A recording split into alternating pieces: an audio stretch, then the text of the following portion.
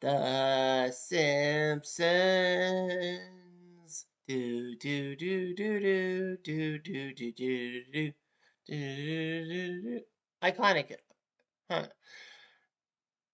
Hey there, Heather. Hello there. It's Jeff Cutter Diamond. Welcome you to a Simpsons episode of a Cutter video for YouTube.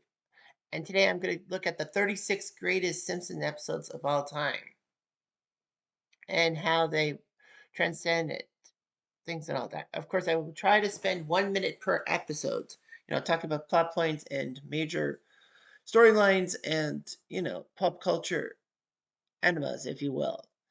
So these episodes are huge. Now, here's the thing. There was only one episode post season 11 that made the top 36. That shows how much The Simpsons, after 11 years, should have just left the show, left the airwaves, and maybe we get a freaking reboot. But the fact of the matter is that we're going to be talking about The Simpsons, and we're going to be talking about 36 great episodes. Strap yourselves in. It's going to be a wild ride.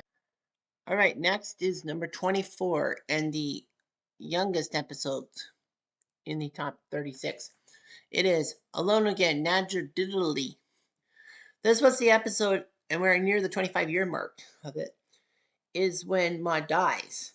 The Simpsons take a trip to the bird sanctuary, but it turns out that it's basically the inner part of Springfield race course. So they watched the race, and then Flanders and family show up and all that for some dumb reason. Bart and Lisa basically try to traumatize the Flanders kids by saying, "Move your damn butt, bite me." So anyway, Fandemonium comes in with T-shirts and all that, and one has a Ford urinating on a Chevrolet. Dr. Hibbert actually doesn't laugh at it, even though his wife says, "You laugh at most everything." Yes, yes, I do. Lenny ends up getting a tire instead of a T-shirt, but he's okay. It actually had one station in North Carolina pull that episode, or at least that scene, because there was a incident at a NASCAR thing. Anyhow, Homer manages to jiggle his stuff, and Maud gets up to leave. Homer gets 4 T-shirts at the same time, and then inadvertently decides to pick up a bobby pin. Pick up a bobby pin, you'll get luck. Unfortunately, when he bends down, Maud gets hit by the T-shirt can and flies over the bleachers, and she's dead on arrival. Homer is basically told to keep his hatred for Flanders at a low level, and that life had changed. And of course, Reverend Lovejoy's speech at Maud's funeral, basically saying that you can't. Maud was always there, but change is inevitable. Talking about how Apu was a bachelor and now has 8 kids, and that the Van Houtens actually had a nice marriage until lots of things happened. So basically, Bart bemoans having to deal with Rod and Todd and cheer them up, and Homer tries to help Ned out because it's mostly guilt, because Homer was the one who drove Maud out of her seat, bent over for the bobby pin, and, parked in the ambulance some. Homer decides to alleviate his guilt by trying to help Ned date, but it fails miserably. Ned is upset by God taking Maud away from him, so he vows not to go to church, but then changes his mind and meets Rachel Jordan. This was huge because it did have a shift and change to the Homer Ned thing. That Homer has been mean to Ned, but not at the level that he used to be. But of course, it's all jealousy and all that bull crap. And then Homer practically, he would have been charged with involuntary manslaughter. And of course, with his thing with Ned, maybe he gets a massive criminal charge because maybe Homer did purposely bend over. But Homer would not have known Maud was behind him. He never looked behind him, because if he knew Maud was behind him, I think he would have stopped the T-shirts. But Homer's childlike wonder and jerk-ass Homer style happened. Number 23 is Radioactive Man from season 7. This was the episode which Springfield gets picked for the Radioactive Man movie, but basically Mayor Quimby and Chief Wiggum milks them for every last cent and all that. But of course, Bart wants to be the sidekick, radioactive boy, and thinks he's won it. But the director basically forces him, saying he's a half an inch too short. Bart tries to grow half an inch, which fails miserably, and then practically he decides to put himself on platform shoes. But it's all been decided. Millhouse will be radioactive boy. Fallout boy, sorry. But Millhouse doesn't like the Hollywood scene, even though his parents buy stuff to try to get fit in and all that. Everyone pressures him to do the movie, and then finally he decides to disappear, and Bart finds him, and then Millhouse talks about how shallow Hollywood is. Basically, the real heroes are people who are trying to end world hunger. Although Bart says that there's still world hunger and disease and all of that in the world. You got to go to the Van Dams and the Schwarzeneggers. Mickey Rooney makes an appearance trying to tuck Millhouse back into the movie, but he fails. Mickey Rooney decides to be Fallout Boy, and then the movie leaves, and Mayor Quimby gets the last $1 million for them. Mickey Rooney tries to shame them into giving the money back, but Mayor Quimby was like, "Nope." So they go back to Hollywood and all that. Next is number 22, Itchy and Scratchy Land from season 6. Bart and Lisa see an advertisement for an Itchy and Scratchy themed theme park, and they want to go desperately. Marge has reservations because Homer and or Bart embarrass her at almost every vacation and everything. But they go, they split up. Unfortunately, Bart gets in trouble by putting a stink bomb in an Itchy mascot. Homer kicks another mascot's behind and all that. It's kind of cool what happened in their road trip. And of course, let's not forget about the Bort license plate. Barry Barclay Bort. Bort? Mommy, I want a license plate. No, come along, Bort. Are you talking to me? No, my son is named Bort. Maybe they're trying to avoid Bart because of how trouble it is. Because it's an anagram for brat. Anywho, so Marge is very embarrassed and wanted to go to a bird sanctuary. Unfortunately, though, in a scene reminiscent of The Birds by Alfred Hitchcock, which I have seen, by the way, the birds start attacking. Unfortunately, the animatronics go nuts, and the Simpson family is basically sacrificed for everyone else. So they actually find out through cameras they can flash blind them. Everyone agrees it's the best vacation ever, except for Marge saying she had massive embarrassment. However, Lisa says we all had fresher exercise, all have memories, and I forget the third thing, but yeah, Marge agrees. Let's not talk about this again. Number 21 is Lemon of Troy from season 6. This was the episode in which Bart vandalizes a sidewalk, and Marge tries to tell him that you need to have pride in your town and all that. Although Bart says, "Mom, when you try to lecture about Springfield, you're boring the town." Marge says, "I just wanted you. You are a part of this town, a part of this town." Sorry, I had to repeat myself. Maybe it'll get in your head. A part of us all, a part of us all. Bart says, it does work. So he gets civic pride with the lemon tree, which Grandpa says was a peace offering, and that Shelbyville and Springfield were actually um, frontiersmen, and they actually split off for their own towns. Springfield wanted chastity and um, um, marble marm or something like that, root marm, and Shelbyville wanted a place that you can marry your cousins because they're just damn attractive. So anyway, the lemon tree is actually swiped by Shelbyville because of the rivalry. So Springfield and Shelbyville have a massive rivalry. Nelson manages to get Todd, Martin, Millhouse, and Bart to join him on a mission. 5-on-5, they meet their counterparts. Nelson is embarrassed that he has to beat up people to save Martin and all that. Although Martin sings a hymn for him. Todd, I don't know if he has a experience in this episode. Millhouse meets his opposite number. Millhouse basically saying that it's a pain too often, seen too often. Bart has to learn the Roman numerals through Rocky movies and manages to hurt Shelbyville and all that. Of course, Homer and the parents go to pick him up, not realizing the scope of everything, which was the lemon tree, which Bart finally tells them about. They end up swiping the lemon tree from underneath Shelbyville's eyes, and then they celebrate. Shelbyville actually celebrates too because the tree is cursed, and then let's all have a good glass of turnip juice, which everyone groans about. Number 20 is Homer's Enemy Season 8. I'm actually surprised this wasn't higher, but yeah, Homer's Enemy Season 8.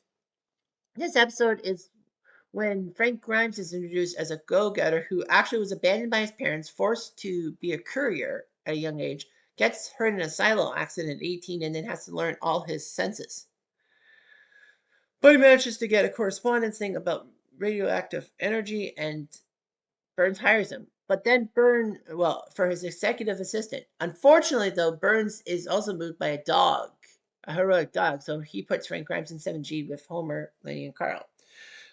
Of course, Frank Grimes is upset that Homer's sloth is like ruining the town, and he's a safety inspector, and everything has tripled since Homer has been there, including accidents. Although they said, well, that's why pencils have erasers. Nevertheless, Homer doesn't get on Frank's good side. Frank tells Homer, I'm your enemy. Homer tries his best to get Frank to be his best friend, including having him tour the house and showing off that he has the perfect family. Unfortunately, that gets Frank even more pissed off, saying that, Homer his sloth like stuff is getting him all these perks, and Frank has been working his ass off and he doesn't have much. He actually lives above a bowling alley, underneath another bowling alley, although Homer is happy with it.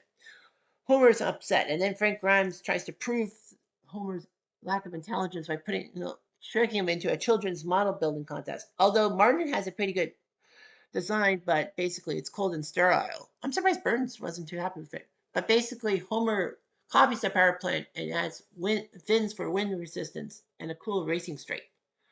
Everyone praises Homer. Frank goes off the deep end and then electrocutes himself, trying to act like Homer. But Homer manages to get the last laugh at Frank's funeral by basically snoring, saying, "Change the channel, Marge." Everyone laughs at him. It does raise a good point that Homer somehow is lucky getting all this stuff. Number 19 is Homer versus Lisa and the Eighth Commandment, Season 2.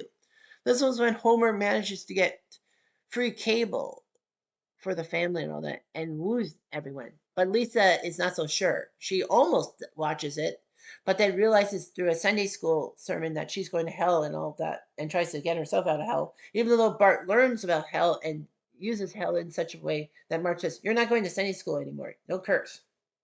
Weird.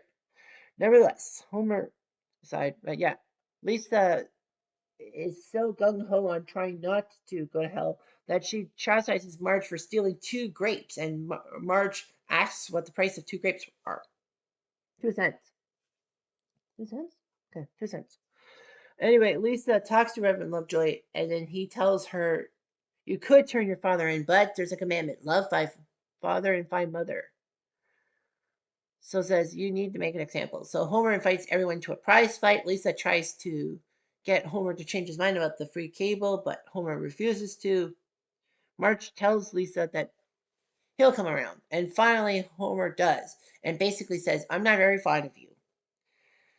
So, anyway, the Simpson family actually don't watch the fight. They're outside, but it's a good fight. And then Homer finally gets rid of the free cable despite Bart's reservations that they will not see monster truck pulls, Atlanta Braves, and Joe Franklin. Number 18 is Bart the Lover, Season 3. This was when Bart, how Bart sometimes overreacts to bad things. Well, there's a yo-yo thing, a craze at Springfield Elementary, and Bart uses it and accidentally kills the school fish and wants his yo-yo back. Krabappel refuses, saying that if I were you and you were me, would you have given it back? But Bart basically would tease and saying all that. Yeah, I would. So Bart, upset, just wanting his yo-yo, finds out that Mrs. Krabappel put in a personal ad. So for some strange reason, he decides to get her back by writing a someone named Woodrow, and even attaching a picture of a 1950s Gordie house. Uh, Strap your skates on, Gordie. You're going in. Kind of cool to put Gordie Howe in the Springfield thing. But yeah, Gordie Howe, my idol. No, it's not. Anyway, so he stands Edna up too many times, and Edna gets mad.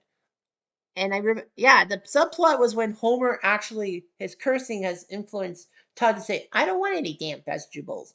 And Ned goes nuts trying to find out why Todd is learning to swear, and it's from Homer. So Marge institutes a swear jar that Homer must put money in every time he swears. He ends up swearing when he puts a 20 into the collection plate accidentally, getting us getting a near strike. You lousy ding stuff on the dog house, and then getting stung by bees. Although you gotta like you're stung by bees, you are gonna react like that. But fortunately, though, it's enough to get Santa's little helper a new doghouse and some beer for Homer. Nevertheless, Bart finally has his guilt riddle him, and they decide to let Edna down gently, which works. Number 17 is Flaming Moe's, again from season 3. Flaming Moe's is the episode in which Moe is upset because he's losing business because now people are, you know, being happy with the families and all of that. Family life is killing me. So Homer concocts something he did because he couldn't stand Patty and Selma's slideshows. But fire made it good. So unfortunately, Moe steals the recipe and is basically credited with it, not giving Homer any credit. Bart does a presentation on Homer saying he invented the flaming Homer, but then it got shot down saying it's a flaming Moe, jackass, and all that. Bart believes him. So anyway, Aerosmith plays Moe's bar and all that as themselves. Homer then realizes he's got problems and all that. Moe also has to deal with a Diane Chambers like character, from Cheers, the intellectual who works at Cheers and all that, forcing Moe to give up $500,000 to Homer, which he does. Not and Homer, unfortunately, not realizing that Moe's willing to give him money for it, spills Moe's secret ingredient, children's cough syrup, and basically everyone makes flaming Moe's and puts Moe out of business in a sense. Number 16 is Bart of Darkness, season 6. This is the episode in which Bart accidentally crashes his plane in at a burlesque house, well, at a spooky house, and then he breaks a gargoyle and is forced to pay. At the same time, Marge and Lisa try to save some baby animals from an oil spill because Lisa badgers Marge into it, and even though that she's used up her one present per year as a lemon tree. So unfortunately, all they have to do is clean rocks because all the animals go to celebrities. Homer and Bart are left by themselves, and of course, they can't function. So Homer is wearing a grocery bag when Belle tells Bart that I won't press charges, but he has to work it off for me. Homer doesn't know how to punish Bart, and Bart tells him that she will force me to drink beer, Marge would. But Homer sees through the ruse, saying that Bart is just basically toying with him. So he forces Bart to work off the debt, all that. But it's a burlesque house, and Bart is happy and all that, but people are not so much. The Lovejoys raise a fuss, the Flanders raise a fuss. Principal Skinner raises a fuss, but cowers when confronted. Marge comes home at the inopportune time and basically tells Homer, "Why did you let him work there?" "Because I was trying to punish him like you would." I mean, what Marge probably would have done the same thing. So anyway, Marge tries to get Belle to leave and basically gets the town against the burlesque house. But Homer sings a song, or Maison Derriere. And then basically we put the spring in Springfield. That is a great musical number and all that. Marge doesn't hear the number because she gets the plow. She does end up tearing down the Maison Derriere by accident and is forced to perform. Number 15 is Camp Krusty Season 4. This was the episode in which Bart desperately needs a C average to go to Camp Krusty because he made a deal with Homer. Unfortunately, he'll have a D, Delightful Summer, and all that. Lisa gets straight A's except for a B in conduct, and Miss Hoover says that you need some blemish on your thing. But Lisa basically goes nuts and grasps Miss Hoover's arm. "Lisa, you're hurting me." "Not as much as you're hurting me." So anyway, Bart tries to forge his report card instead of doing the honest thing and putting a dash on his D's to make them B's. He went for A's and all that. Homer sees through the ruse, but then he realizes that he didn't want Bart around for the summer anyway, so he lets him go to Camp Krusty. Unfortunately, Camp Krusty is a disaster. Krusty leaves for Europe, and Mr. Black and his henchman, Jimbo, Dolph, and Kearney, are running it, basically like a sweatshop and all that. Lisa writes to her parents saying that I no longer fear hell, that I've been at Camp Krusty, and all that. But the parents don't do anything about it, saying that, oh, Lisa is having problems now, but she'll have fun near the end. Homer is actually losing weight. He's gaining hair. He's being exercised. And then finally, Bart gets hit to his last nerve. Barney dressed up as Krusty and leads the campers to destroy Black and his thugs. Mr. Black says, I thought you broke their spirits. We did. No, you didn't. And then they release the people from Fat Camp, including Martin and all that. So instead of Camp Freedom, it's Camp Bart. And Kent Brockman does a report from it saying that basically it's worse than Vietnam or even like a few other places. Homer wishes that Bart's not the leader, but Bart is the leader, and instantaneously his gut protrudes and he loses his hair. That's hard to believe. Anyway, Krusty's European jaunt ends. He almost gets knighted by the Queen, but then is told that his scab is falling apart. Krusty promises to make it up by a trip to Tijuana. Number 14 is A Fish Called Selma from season 7. This episode is when Troy McClure is referenced in thing, and then basically everyone says that Troy's career is through the tank. Homer says basically something about fishes and all that. You don't do that with a fish, Marge says. But anyway, Troy is forced to take a driver's test and get glasses when he meets Selma and falls in love with her and basically promises Selma everything cool. At the same time, Troy's now getting roles from his agent, played by Jeff Goldblum. Goldblum, I mean. But anyway, so he's, the picture of him in the Planet of the Apes musical is amazing. I hate every champ I see, from chimpanzee to chimpanzee. No, you'll never make a monkey out of me. Nevertheless, Troy gets a lot of stuff and all that using Selma because he wanted to hide the publicity around him. Even Louis from Fat Tony's game said, I thought he was dead. No, he's not dead. You told me he was sweeping for the fishes. No, what I meant to say. Oh, Fat Tony, I just ate a canzone. Little Bob Gadoosh. But anyway, yeah, so Patty and Homer, Patty and Marge try to get Selma to realize that she's just being a trophy wife. She finally finds out she's in a sham marriage, but Troy convinces her to lead a perfect life. But now Troy gets a massive role, but they have to have a child, but they just can't do it. It's a loveless marriage and all that. Number 13 is Homer at the Bat. Legendary, the greatest sports episode in Simpsons history. And this was a game changer because this episode actually went up. Well, Fox put The Simpsons on Thursdays at 8 o'clock opposite The Cosby Show at NBC. And finally, this episode broke The Cosby Show's back by beating it in the ratings. Well, I mean, you got like 9 superstars. You got Mike Soshak, catcher, who actually takes his his job seriously at the power plant. He's a ringer, but he takes his job seriously. He's the only one that does. He appeared in a second episode, Money Bart. At first base was Don Mattingly. Mattingly, I told you to shave those sideburns. Burns pretty much hated him, but Mattingly did say, I still like him better than Steinbrenner. Second base was Steve Sachs, who was decent. However, he gets pinned for every crime in New York City by the cops. Although it's an obvious play that the cops, when they got mocked by Homer after the power plant softball team beat them, that they just basically wanted revenge.